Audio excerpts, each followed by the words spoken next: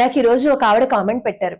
మా అక్క పొద్దున్నే లేచి పూజలు అవి చేస్తుంది, కానీ మంచాన పడున్న తల్లిని మాత్రం పలకరించదు, కనీసం చూడడానికి కూడా రాదు. మా తమ్ముడే అన్ని చేస్తూ ఉంటాడు, మలమూత్రాదులు కూడా మా తమ్ముడే ఎత్తేస్తూ ఉంటాడు, కానీ మా తమ్ముడికి ఎటువంటి ఉద్యోగం లేదు. భగవంతుడి అనుగ్రహం కూడా ఏమి చేయని వాళ్ళ మీదే ఉంటుందేమో, మా తమ్ముడిని భగవంతుడు చల్లగా చూస్తే బాగుండని చెప్పి ఒక ఆవిడ కామెంట్ పెట్టి దీని మీద వీడియో చేయండి అమ్మా అన్నారు. నిజమే, ఇప్పుడు ప్రపంచం ఎలా ఉంది అంటే మనం భగవద్గీత రామాయణాలు అన్ని చదువుతాం, కానీ చదవడానికి మాత్రమే వాటిని ఉపయోగిస్తున్నాం, ఎందుకంటే భగవంతుడి అనుగ్రహం మనకు ఉంటుందేమో అని. కానీ ఎదురుగుండా భగవత్ స్వరూపులైన తల్లిదండ్రులను వదిలేస్తున్నాం. అలా వదిలేసి మనం ఎన్ని భగవద్గీతలు చదివితే మాత్రం ఉపయోగమే ఉంది, ఎన్ని రామాయణాలు చదివితే మాత్రం ఉపయోగమే ఉంది.